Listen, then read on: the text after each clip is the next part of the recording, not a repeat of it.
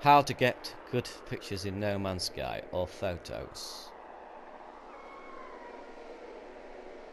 I've seen lots of people taking screenshots, but when I take photos in No Man's Sky, my aim is to take photos in No Man's Sky. I'm not looking at this game as No Man's Sky when I take photos. I'm looking at it as a virtual photo opportunity. I'm not trying to make this look like No Man's Sky when I take photographs. First thing you want to be doing, if you're gonna be seriously considering taking photographs and getting the best possible results, obviously you want to be turning the HUD off. Yeah, I know photo mode hides the HUD anyway, but this way you can see the picture immediately. You don't have to wonder what it looks like without the HUD off because you're looking at it straight away. But the obvious thing is straight away is the fact that you're in a virtual world. It's 3D, and we know that simply because we see things moving around behind things, and when we move the camera you can see the background moving slightly slower than the foreground, and the midground is moving slightly slower than the foreground. So you get the impression you're in a 3D world, but you're not really. This is just imagery, and the thing that gives it away is the flatness of the image. What I mean by that is that this in the foreground, that in the midground, and that in the distance are all of the same density. There's less detail over there, yes, but that's because the engine needs that to run properly. So the one quick trick to create in depth is simply to take, say we've got midday there, let's say we go full day there. How do we concentrate the eye? First of all, if you darken that image down there, straight away you've created depth. Do you see now how the foreground is sharp, the midground is less sharp, and the distance is quite, not blurry is the wrong word, but it gives you that depth you require, and that's what you need to focus. The depth is what you're looking for, and lots of different lighting situations will make that different. Obviously you just move it around to see what's what. You're looking for shadows, you're looking for mood more than anything else. That's what you're looking for, mood. A story, you know, they've got an animal here, we can maybe create a story around that creature. If we want to make it look lonely, we can make it look aggressive. We can use different filters, and I'll get into that at some point. I just want to keep it really basic to begin with, and that is just depth of field. Now that gives you an impression of depth of field. Let's say we want to take it a bit further. Let's say we want to isolate something, so we can take that up even further. Now we've isolated everything but the midground and the foreground, and so we've created a stage with a backdrop. Now let's say we want to take it and make only the foreground important. Let's make this rock in front of me to the left the most important. So now you've got the most important feature. You're making that the feature. And one trick you can use to make that even more pronounced is to use the torch. Unfortunately, right now, Hello Games don't allow you to use a torch during the day. I can show you that in a later video, but right now I can't do that. So let's take a picture and use those very simple things. Okay, let's have a look around, and well, I can't deny that that's great. You see how you've got an interesting shape. You've got a shape that goes down to the left, up, and you've got a feature there, and you've got animals in the foreground. I would sooner not be animals in the foreground, to be honest. Not in this picture, and I would tend to kill these creatures. That sounds harsh, but I would tend to kill these creatures and then use my laser on my gun to push them out of shot. The same as I would go in here, and I might not want the density of this here, so I would take, I don't know if this would affect this, but I can I can manipulate the scene a little bit, get rid of some more. But normally I've used... This is fine though. Let's just thin this down a little bit. So the eye has got a central focus, but it's not too distracting. It's not too junked up. Maybe move that one as well. Right, so now we've changed that. Now you can pull back now, and it's less cluttered. It's a cleaner shot. It looks more interesting. So let's frame it. First thing we need to do is test times of day. So you want to be... That's already worked quite well because I've got the thing. But if you want to be restoring the defaults, because you want to start from afresh every single picture. Every single picture. What we want to be doing is a time of day. Which is the best time of day? I tend to get what I think is right. In this case, I would imagine that a bit of sun coming through might be interesting. But I do like the starkness of that image. So maybe... Now we've got a nice contrast there. You've got the darks of the rock there, and you've got the lights of the rock there. Maybe make it a little bit less pronounced, so that you can get more shading. More interesting shading there. Make it a little bit further back. Now that's more interesting, because you've got the dark, and you've got some light, some highlights there, and you've still got the tree there. So we can take this and we can frame it. So we'll frame it as far as we can over there. Before anything. Now that rock there is slightly distracting. I would take that rock out. Maybe not.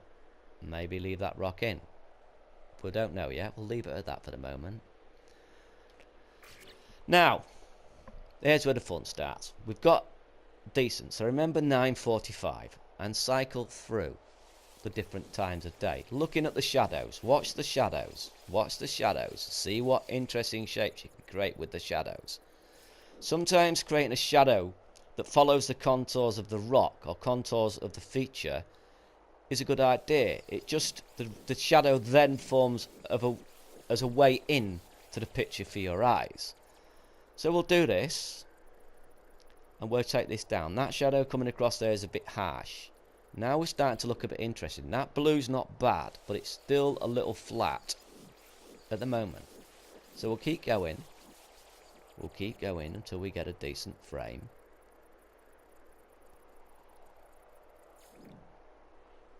A little bit harsh, but you could do something with that if you wanted to. But I'm looking for a particular picture. I might go right through back to what I was before. That's quite nice. That's, you know, you could think of a mood for that. You can work on mood. But let's keep going. Let's keep going. Go back to what it was before.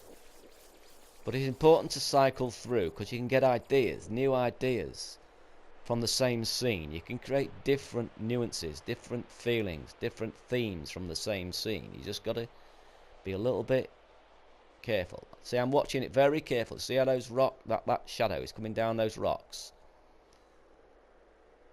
just below the word scene. See how those look at it. I'm looking for a nice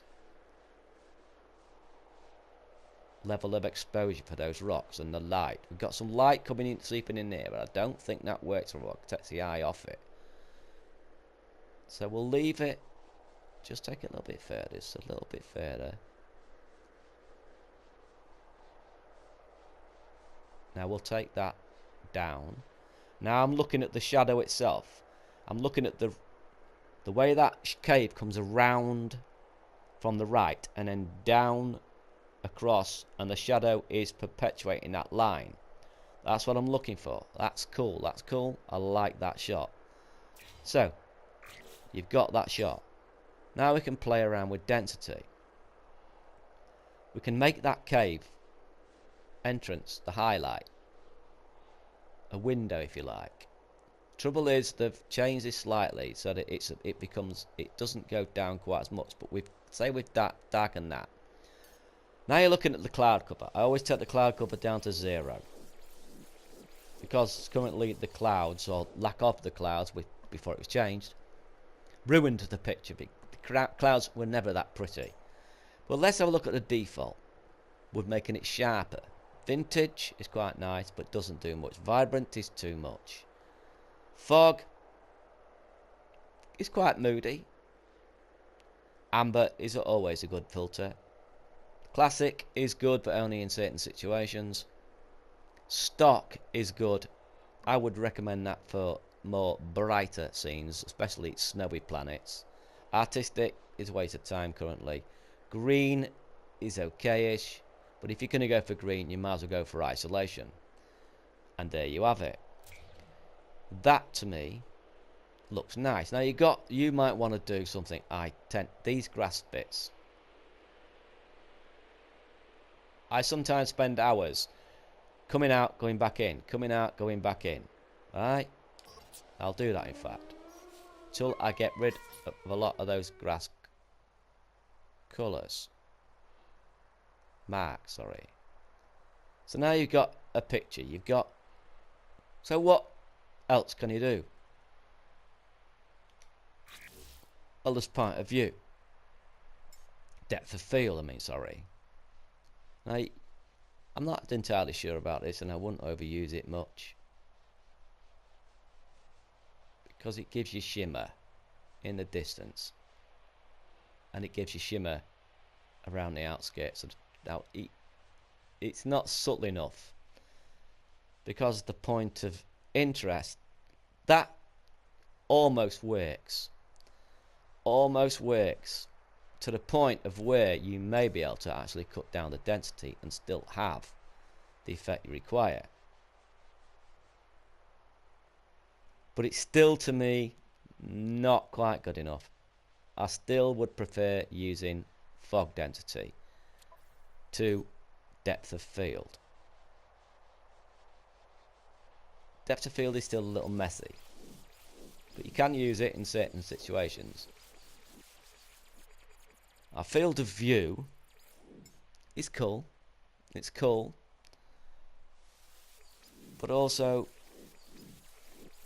gets overused.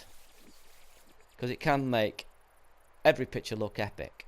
Trouble is, every picture doesn't want to be epic. I'm looking for a personal picture. Something, a little vignette, if you like. So I might even take that down further. 65, but 75 is usually the position I have it on. It's generally a picture of it. So we've got one picture here. Beside that, I like that, but the lighting's changed slightly, if you've noticed. So we'll change the time of day again.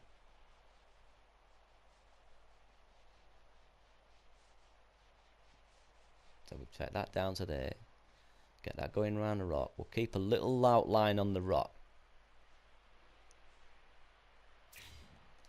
Hide. Picture taken. So, we've got this situation here. That cave is a good frame. Caves are good frames. Caves are really good for framing things. You've got a planet through there. Well, I try to avoid taking pictures of planets because they've become quite cliched. But you can have a good look around. You don't have to stay in one place all the time. And remember, you can use the camera to do this. But I prefer to walk around. I prefer to walk around.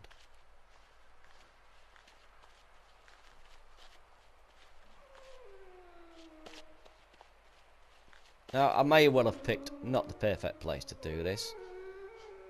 But, you know, I could be walking around this planet for hours to show you this. And it doesn't really matter where I do this. But let's say I wanted to use that as a frame. I would not use that as a frame, to be honest. Because there's not anything of great interest beyond that other than a rock. But that's what you're looking for. You're looking for a frame. I'll be going into more detail in later videos. For instance, that there looks interesting from here. And it's liable to be filled up with this when you get closer. So if you can stand further back, you can get some interesting shots. Put it back to default. You can get some interesting shots by standing back and not letting it fill that in. Just the textures, just the shapes. That's what you're looking for.